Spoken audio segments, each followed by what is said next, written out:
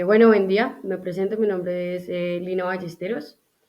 Soy estudiante en la maestría de Planeación para el Desarrollo y como trabajo final en la materia de experiencias de desarrollo territorial en Colombia, tengo como propósito analizar un instrumento aplicado en algún territorio colombiano. En este caso, presentaré un análisis crítico del ordenamiento territorial en Altos de Casucá, Soacha, centrándome exclusivamente en el Plan de Ordenamiento Territorial, el POT, como un instrumento normativo. Mi objetivo es mostrar cómo se aplicó el POT, eh, realmente cuál fue su funcionamiento y qué límites pues evidenció frente a una ocupación informal impulsada pues por el desplazamiento forzado.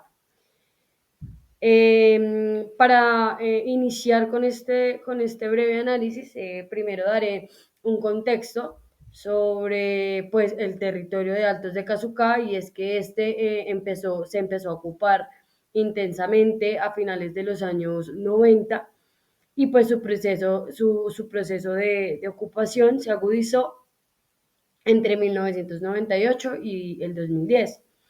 Las familias que llegaron pues eran familias que destacaban por su alta vulnerabilidad, pues por el desplazamiento forzado, por la pérdida de medios de vida y pues por la nula capacidad de acceso al mercado formal de vivienda.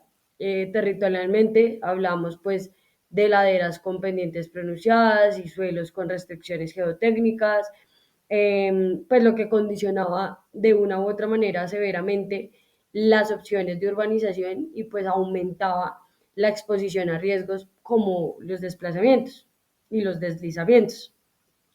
Es relevante subrayar que Suacha contaba con un POT desde comienzos de la década del 2000, adoptado en el marco de la Ley 388 de 1997. Es decir, que no es este caso en especial no es un caso de ausencia de un instrumento normativo, porque pues el POT existía mientras el asentamiento se expandía. A lo que yo voy con una pregunta bastante clave en esta exposición y en este análisis crítico y es ¿por qué un instrumento vigente no fue suficiente pues para orientar o contener el proceso de ocupación en el territorio de Altos de Casuca? Esta pregunta clave es como una pregunta problema que iremos desarrollando en el transcurso de la exposición. Bueno, ¿qué planteaba el POT? El POT definía en primera instancia la clasificación del suelo en urbano, de expansión y de protección. Señalaba restricciones para urbanización en zonas de ladera, preveía la identificación de zonas con riesgo geotécnico y orientaba la intervención en asentamientos informales mediante las estrategias de mejoramiento. Técnicamente, de una u otra manera, su objetivo era ordenar los usos, proteger las áreas sensibles y regular la expansión urbana. Bueno, la aplicación del POT específicamente en Altos de Casuca, lo que realmente ocurrió. En la práctica, durante la fase crítica, que pues como les comentaba anteriormente, fue de 1998 a 2010, el POT no logró impedir, uno, la parcelación ilegal y dos, la ocupación de áreas con restricciones. Hubo tres procesos que explican esta brecha. En primera instancia, tenemos la velocidad de la ocupación informal. En segunda, la limitada capacidad institucional para inspeccionar y sancionar. Y tercera, la oferta inexistente de vivienda asequible que empujó claramente a las familias a buscar soluciones inmediatas. En consecuencia, pues el POT ya cuando actuó, cuando entró en su instancia de implementación, actuó más como un marco normativo que realmente como una herramienta operativa de control, que era lo que se necesitaba en ese entonces. Bueno, En este caso nos vamos a enfocar en dos herramientas importantes para el análisis de este elemento. Y la primera, pues es el funcionamiento real del POT. Y la segunda, la revisión y los ajustes del POT que se hicieron hacia los años 2013 y 2015. Bueno, el funcionamiento real del POT es que analíticamente el POT mostró al menos tres limitaciones estructurales. La primera es que fue predominantemente declarativo, porque establecía reglas, pero de una u otra manera no había instituciones o no hubo el suficiente control para que se garantizara su cumplimiento. Segundo, no se articuló con instrumentos de gestión del suelo que previnieran el mercado informal, por ejemplo, banco de tierras o control de subdivisiones. Y tercero, careció de una estrategia interinstitucional sostenida con recursos para la inspección, para el seguimiento y para la sanción. Es por esto que aunque el POT estaba bien diseñado en términos técnicos, su ejecución operacional fue insuficiente. Además de esto, la revisión y los ajustes que se realizan hacia el año 2013 y 2015, el POT de una u otra manera fue ajustado porque se hicieron revisiones en las que se actualizaron las cartografías de riesgo y se reconocieron pues que los asentamientos consolidados pues ya eran asentamientos que de una u otra manera no se iban a poder desmontar, por así decirlo. Es por esto que se decide consolidar los asentamientos orientando las prioridades de inversión.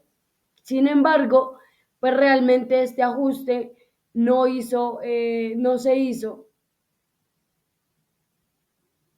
de manera clara. ¿Por qué? Porque el ajuste no se hizo bajo una realidad pues ya constituida. Entonces, la revisión no revirtió la ocupación ni actuó de forma preventiva, sino que buscó ordenar y legalizar lo ya existente. Entonces, no se hizo lo que hemos hablado desde el inicio de la exposición, no se hizo desde una perspectiva de organizar el territorio o buscar mejores alternativas para el territorio, sino lo que se hizo fue, ya están asentados, ya hay viviendas ilegales, entonces lo que debemos hacer es ordenar y legalizar lo que ya está porque no se puede hacer ninguna otra intervención. Finalmente, y esta última parte se dividirá en lo que fue la evaluación crítica del POT y la conclusión. Entonces, en síntesis y desde mi perspectiva, el POT fue necesario porque pues es un instrumento de planeación territorial. Sin embargo, no fue suficiente para lo que es actualmente Altos de Cazucá. Siento que desde una perspectiva de la historia, siento que el POT hubiera podido ser mucho más radical y hubiera podido implementar mejores alternativas para tener en este momento un territorio de Altos de Cazucá más consolidado. Realmente fue, claro, no se puede negar que fue un marco normativo indispensable para legitimar las acciones del Estado y orientar las inversiones, pero realmente no cumplió su función preventiva. El caso muestra que el ordenamiento territorial, cuando se combina con capacidad real de control del suelo, instrumentos de gestión predial y políticas habitacionales, corre el riesgo de convertirse en una norma impresa sin efecto en el terreno, lo que podríamos llamar de una u otra manera el deber ser y el ser. Entonces queda plasmado normativamente el deber ser de un plan de ordenamiento territorial. Pero cuando llegan a la práctica se quedan realmente cortos en el momento de implementación. Y finalmente, y ya para concluir, eh, vuelvo a reafirmar que Altos de Cazucá no creció por la ausencia de planeación, porque la había, sino que fue como esa deficiencia en la efectividad del POT. El caso evidencia las limitaciones del ordenamiento territorial que si no se acompañan de herramientas operativas y políticas sociales oportunas, queda solamente en eso, en ordenamiento territorial, pero sin llegar a la práctica, a la implementación, a realmente un efecto visual y práctico para el territorio. Y realmente, y acá me atrevo a afirmar que esto deja una clara lección y es que planear sin capacidad de aplicación es planear en abstracto, es planear sin capacidad de aplicación. La planeación territorial debe conectarse con la gestión del suelo, con el control y con la vivienda para poder llegar a ser efectiva.